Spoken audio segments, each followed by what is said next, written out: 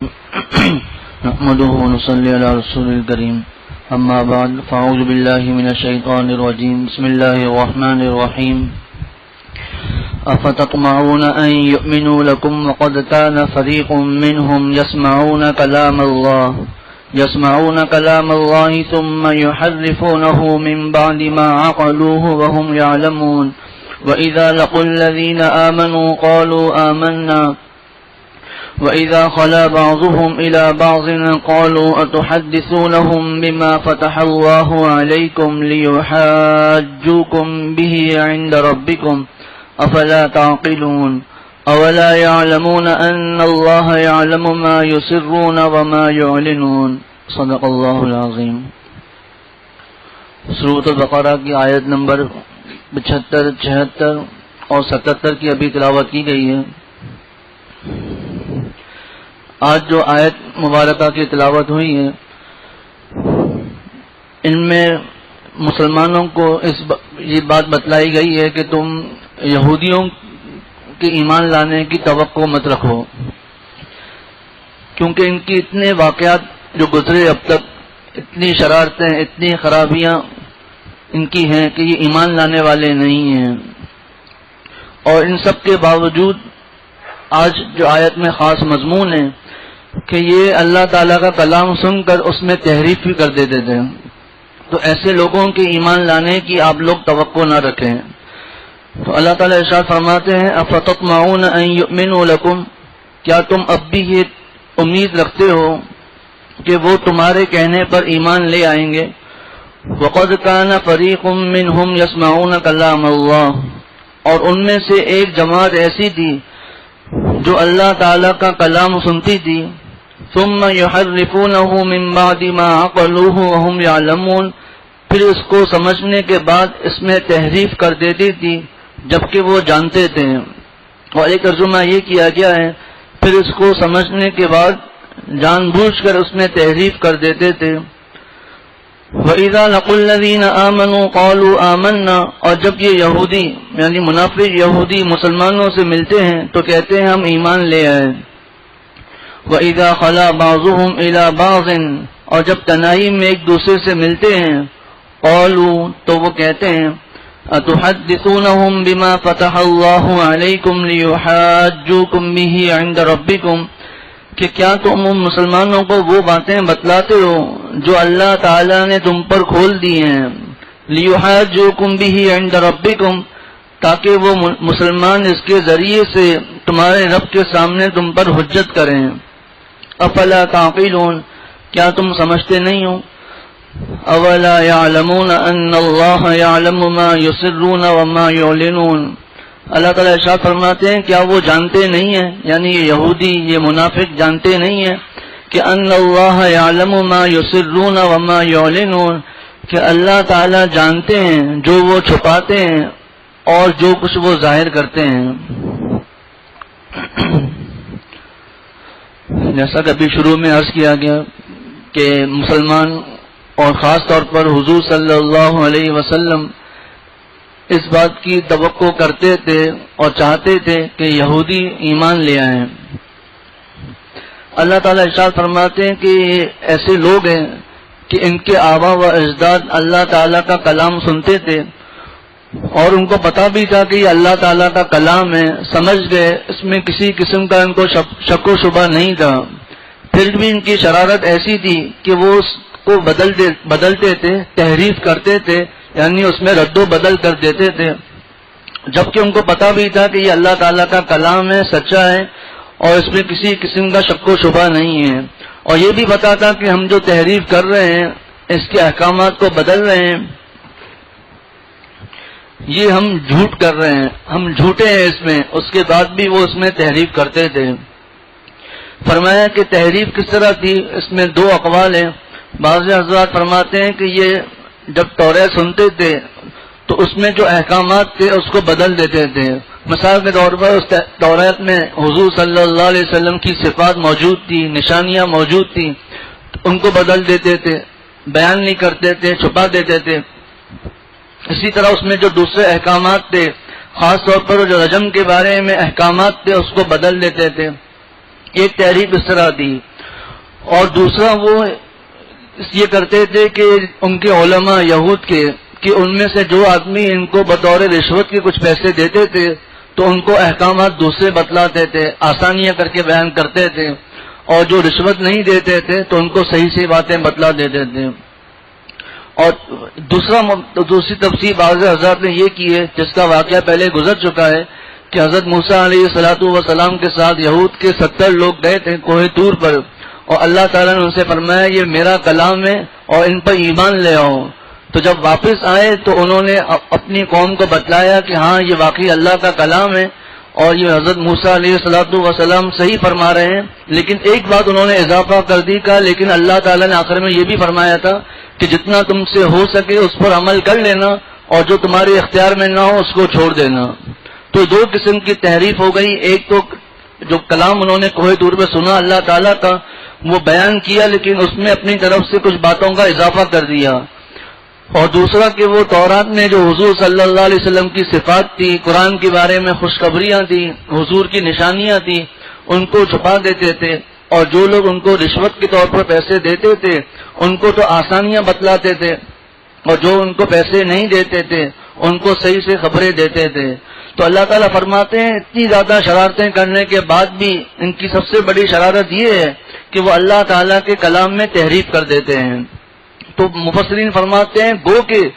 جو حضور صلی اللہ علیہ وسلم کے زمانے میں یہودی موجود تھے انہوں نے یہ شرارتیں نہیں کی تھی، لیکن چونکہ وہ ان کے آبا و اجداد تھے، یہ ان کے قول پر ان کے فعل پر راضی تھے اور ان کو برا بلا نہیں کہتے تھے بلکہ ان سے محبت کرتے تھے، تو اللہ تعالیٰ نے ان کو بھی اس میں شامل کر دیا کہ گو کہ تم ان برے اعمال میں شریک نہیں تھے، لیکن چونکہ تم ان کے اعمال پر راضی تھے اس لیے تم بھی برابر کے شریک ہو۔ اسی سے معلوم ہوا کہ گناہ کرنا الگ بات ہے اور گناہ کرنا گناہ ہے، لیکن اس پر راضی رہنا یہ اس سے بھی بڑا گناہ ہے۔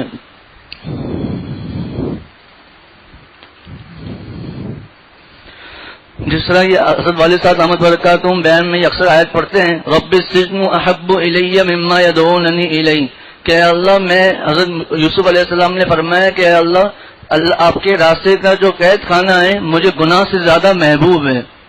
تو فرمایا کہ دیکھیں یہاں ایک سوال ہوتا ہے کہ قرآن پاک میں یدعون یہ جمع کا صیغہ لائے، حالانکہ دعوت دینے والی تو وہ ایک عورت زلیخا تھی،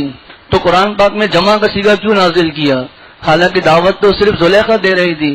تو فرمایا چونکہ دعوت تو اگر زلیخا دے رہی تھی لیکن وہ جو عورتیں تھیں وہ بھی حضرت یوسف علیہ السلام سے کہہ رہی تھی کہ ان کی بات مان لو، تو چونکہ وہ گناہ میں شریک ہو گئیں تو اللہ تعالیٰ نے ان کو بھی مجرم قرار دے دیا۔ تو ایک گناہ کرنا اور دوسرا گناہ پر راضی رہنا، اگرچہ وہ گناہ نہ ہو تو دونوں برابر کے شریک ہوتے ہیں۔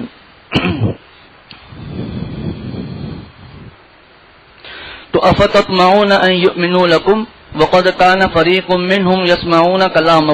اللہ کے کلام کو سنتے تھے، تو اس بارے میں عرض کر دیا کہ کلام سے مراد ایک تو تورات ہے، اس کو سنتے تھے، اس میں تحریف کرتے تھے یعنی اس کے احکامات کو بدل دیتے تھے، اور دوسری مراد یسمعون کلام اللہ سے یہ ہے کہ انہوں نے کوہ طور پر اللہ تعالیٰ کا کلام سنا، لیکن جب اپنی قوم کو بیان کیا تو اس میں کچھ رد و بدل اپنی طرف سے کر دیا۔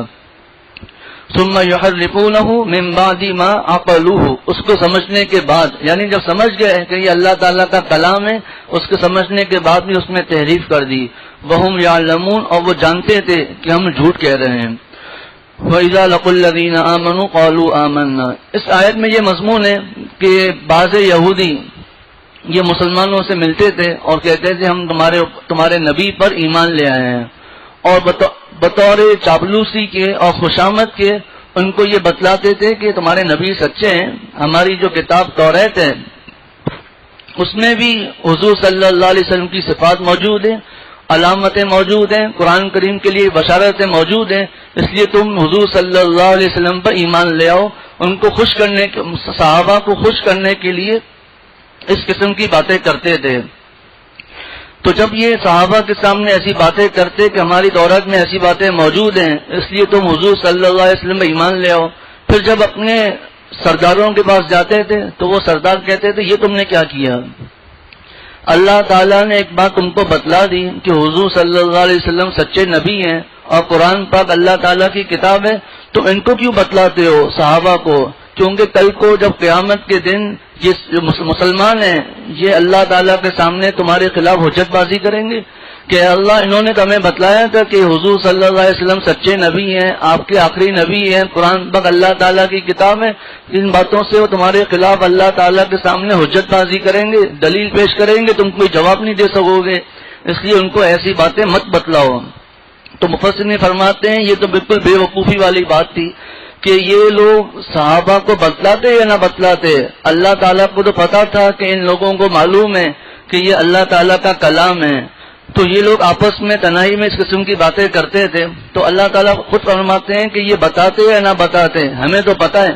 ہمیں پتا ہے جو لوگ یہ باتیں ظاہر کرتے ہیں اور جو کچھ چھپاتے ہیں سب اللہ تعالیٰ کو پتا ہے، چاہے وہ نہ بھی بیان کریں، اللہ تعالیٰ تو خود حضور صلی اللہ علیہ وسلم کو قرآن کے ذریعے خبریں دے رہے تھے۔ جس طرح ان لوگوں نے رجم کی آیت چھپائی، اللہ تعالیٰ نے حضور صلی اللہ علیہ وسلم کو یہ حکم دے دیا، اور بھی بہت سی باتیں جو وہ چھپاتے تھے تو اللہ تعالیٰ ان کو خبریں دے دیتے تھے۔ تو اللہ تعالیٰ ارشاد فرماتے ہیں وَإِذَا لَقُوا الَّذِينَ آمَنُوا قَالُوا آمَنَّا،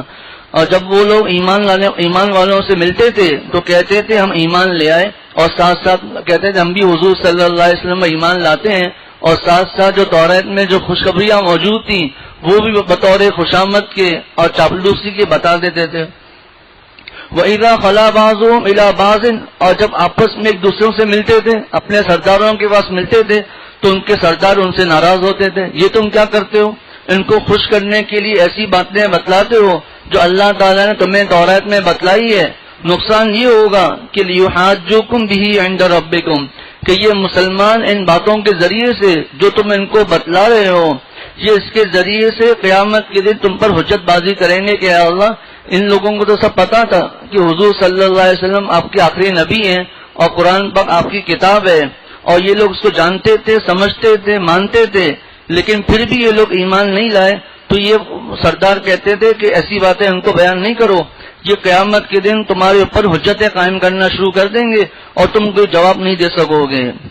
لِيُحَاجُّوكُمْ بِهِ عِندَ رَبِّكُمْ أَفَلَا تَعْقِلُونَ، کیا تم سمجھتے نہیں ہو؟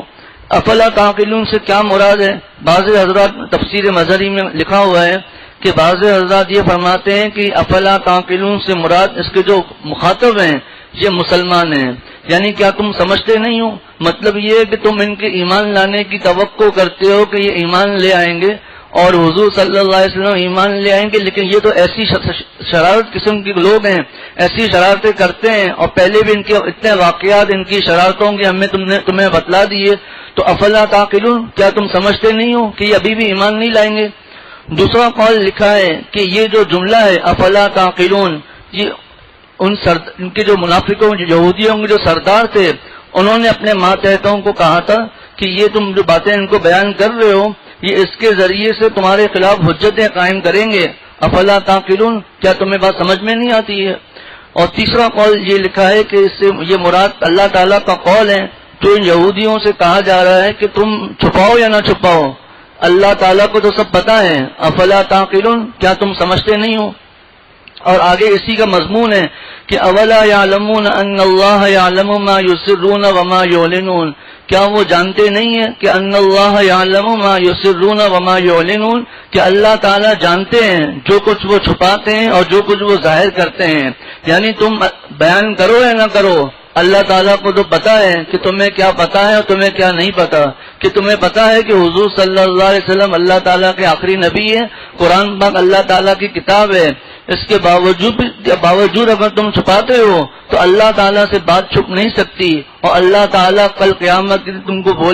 فرمائیں گے کہ جب تمہیں پتا تھا کہ حضور صلی اللہ علیہ وسلم اللہ تعالیٰ کے آخری نبی ہیں اور قرآن پاک اللہ کی کتاب ہے تو تم ان پر ایمان کیوں نہ لائے؟ دوبارہ آیت کا ترجمہ عرض کرتا ہوں، افتطمعون ان یؤمنوا لکم وقد کان فریق منہم یسمعون کلام اللہ، کیا اب بھی تم توقع رکھتے ہو، کیا اب بھی تم امید رکھتے ہو ان یؤمنوا لکم کہ وہ تمہارے کہنے پر ایمان لے آئیں گے، وقد کان فریق منہم یسمعون کلام اللہ، اور ان میں سے ایک گروہ ایسا تھا، ان میں سے ایک جماعت ایسی تھی جو اللہ تعالیٰ کا کلام سنتی تھی، ثم يحرفونه من بعد ما عقلوه وهم يعلمون، پھر اس کو سمجھنے کے بعد جان بوجھ کر اس میں تحریف کرتے تھے، وَإِذَا لَقُوا الَّذِينَ آمَنُوا قَالُوا آمَنَّا، اور جب وہ لوگ ایمان والوں سے ملتے ہیں تو کہتے ہیں ہم ایمان لے آئے. وَإِذَا خَلَا بَعْضُهُمْ إِلَى بَعْضٍ، اور جب وہ ایک دوسرے سے تنہائی میں ملتے ہیں قالوا، وہ کہتے ہیں أَتُحَدِّثُونَهُمْ بِمَا فَتَحَ اللَّهُ عَلَيْكُمْ، کیا تم ان کو وہ باتیں بتلاتے ہو جو اللہ تعالیٰ نے تم پر کھول دیے ہیں. لِيُحَاجُّوكُمْ بِهِ عِنْدَ رَبِّكُمْ، تاکہ وہ اس کے ذریعے سے تم پر حجت بازی کریں تمہارے رب کے پاس. افلا تعقلون، کیا تم سمجھتے نہیں ہو. اولا يعلمون ان اللہ يعلم ما يسرون وما يعلنون، کیا وہ جانتے نہیں ہیں کہ اللہ تعالیٰ جانتے ہیں ما يسرون، جو وہ چھپاتے ہیں، وما يعلنون، اور جو کچھ وہ ظاہر کرتے ہیں. اللہ تعالیٰ ہم سب کو عمل کی توفیق عطا فرمائے. وآخر دعوانا ان الحمد للہ رب العالمین.